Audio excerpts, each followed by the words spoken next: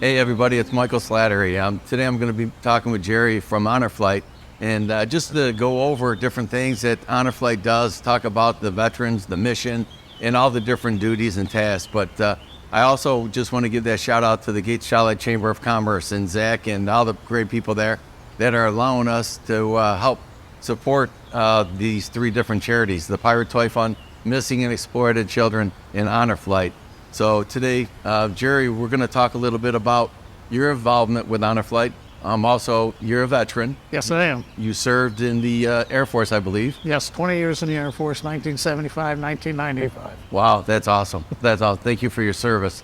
And now you've come back, and after 20 years of service, now you're involved with Honor Flight. And can you talk about your experience, what you do with them? Well, I try to do just about everything with them. I've done, I think, just about everything other than being on a board, and I'm fine with not being on the board. I like doing this. I've been a guardian, a solo guardian. I met my veteran at the airport the Saturday morning when we flew, and that was back in 2013. I got involved with Honor Flight in 2010, 2 years after the organization started in June of 2008. I got an email working at Kodak.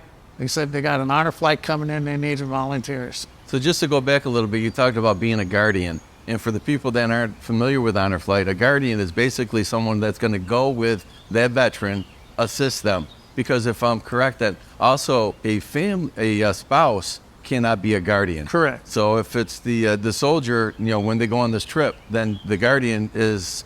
Right. This is a time for the veteran to be recognized and be pampered. Right. And so if a spouse goes with the veteran, they're going to be concerned about the spouse as opposed to being and accepting all the, thankfulness from the folks that they're going to see and meet that weekend. Right. So we really want the veterans to be cherished that weekend. And that's why we have that rule from the veterans not having their spouses go. Now, guardian, we typically want them to be a family member. It's got to be 70 or younger. Right. That's a rule that they have in place. And if they can't find a family member, we'll have a solo guardian. A solo guardian will meet their veteran the day of the morning. And they'll have the name and everything and talk on the phone, but they probably won't meet them until that very first morning they're heading out the airport. Well, which is unique too, because I know there's a veteran. He doesn't have a family member that can go with him. And then so he belongs to another organization, and somebody from that organization is going to be taking him. Yes. And I don't know who's more excited, that person that's taking him or the veteran. I mean, because when they start talking, and then you just see the enthusiasm, and then they talk to other veterans that have gone, and it's overwhelming, and you're just so proud and to be able to assist and watch that. So when we get ready for a mission, we do a guardian meeting on the Friday night before. And I always tell the guardians when I'm a mission leader, I said, your veteran's going to get so much out of this, but you're going to get twice as much out of it. Because especially the ones that have never been, never flown before, because we'll have some guardians that have flown before. Right. We ask them to just keep quiet. Right. But control that excitement. Absolutely, because to a T, everyone will come back. You said you were so right. Yeah. And save that excitement for when you get to the airport on Sunday. And you talked about for the weekend. You just mentioned the weekend, and where Rochester, New York, is so unique, where we're the only hub east of the Mississippi. Correct. Where Honor Flight, they leave on a Saturday, they come back on a Sunday. Correct. The other ones, they're down and back in the same day. And just talk about that experience. I mean, yeah, we get to the airport. I always tell everybody, dark 30. I mean, we're there at 4:30 in the morning. And obviously it's dark. But from that point on, it's 36 hours of almost nonstop.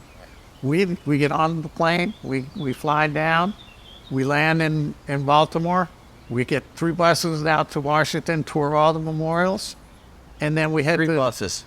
3 buses. 3 buses. How many veterans and guardians are on? Typically, we try to bring close to 60 veterans. Sometimes it'll be a little less, maybe a couple more. Yeah. But usually it's around 60. And then we have a guardian for every one. Right. And then there's about 18 crew members. Wow. So you got a trip leader, you got 3 bus leaders, you got safety leaders, you got assistant safety leaders, you got advanced crews. So it all adds up. So you have everything covered. Yeah, I mean, from the medical standpoint, I mean, because, you know, the veterans are, you know, getting up there in age and what have you. So if there's a medical issue, whatever, they're absolutely. I can't tell you how much work those medical folks put in. Right. They're on the phones constantly leading up to a mission, making sure they got everything covered and they know everything about the veteran. Because at the end of the day, it's about the veteran's safety. Right. Yes, we want them to have a great time, and we do. Right. But those folks on the medical staff do an amazing job. And that's the one job I haven't done. Right. I'm not a medical person, so I'm not going to go there. Yeah, you got a broken leg. Here's a Band-Aid. But when you talk about that, too, these are volunteers. Yes. People that are donating their time, resources, the financial cost of things. You know, there's people that are they're stepping up. And that's the one thing I say about charities. You know, you'll see some people out in front of the cameras and, you know, that's me in a sense for this, but I'm just that vessel to get that message out there. But there's so many people behind me. There's close to 600 plus volunteers that make Honor Flight happen. We're going to be flying on the 16th, a week from this weekend. That's just the first flight. That's the first flight of this season. It's in April. In April. Yep. And there'll be about 50 to 60 of us there Saturday morning. Yeah.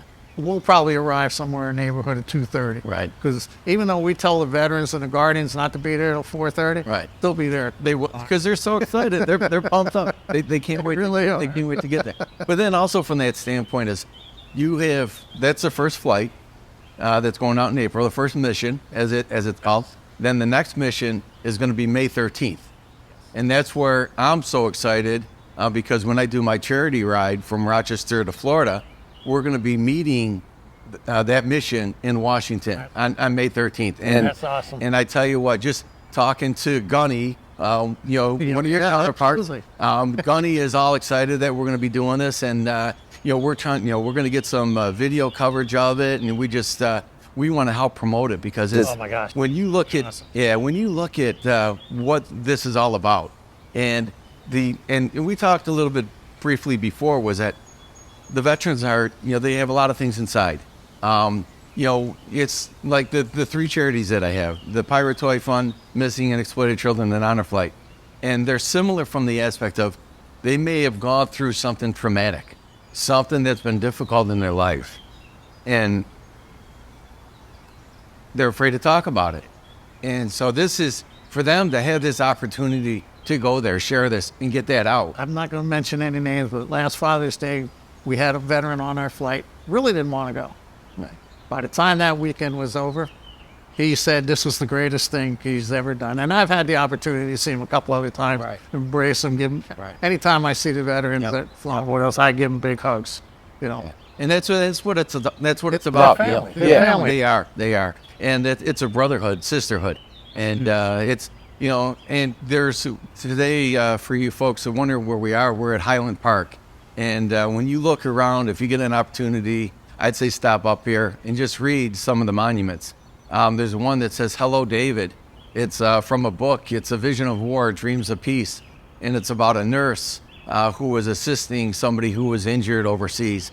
And when you just come in and you read that, it puts it in perspective.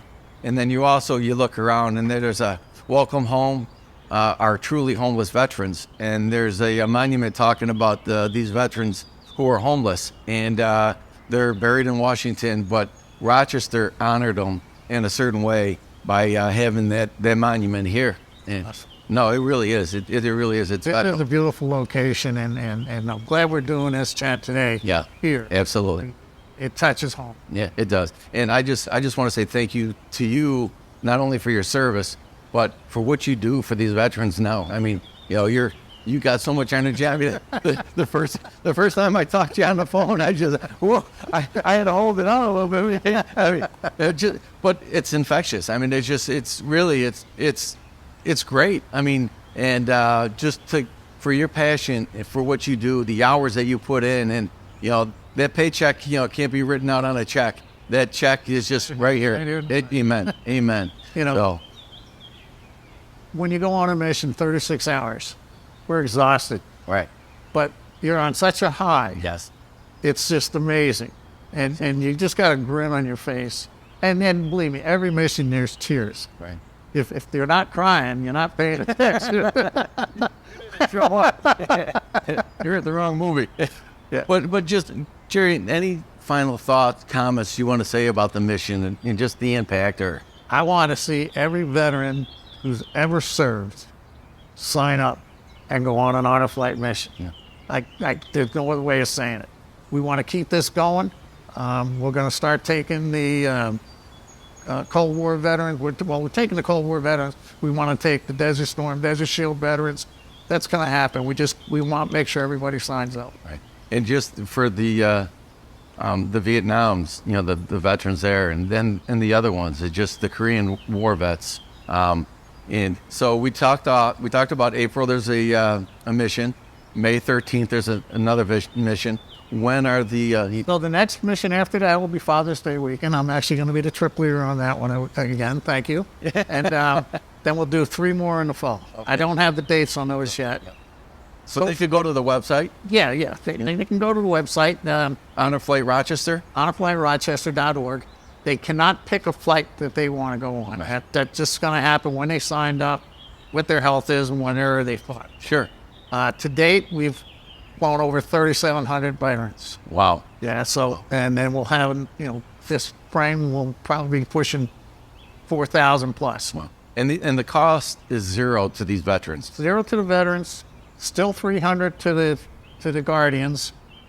Everything is covered by the great community of Rochester. Yes. And the donations that they have. Right. That they give to Honor.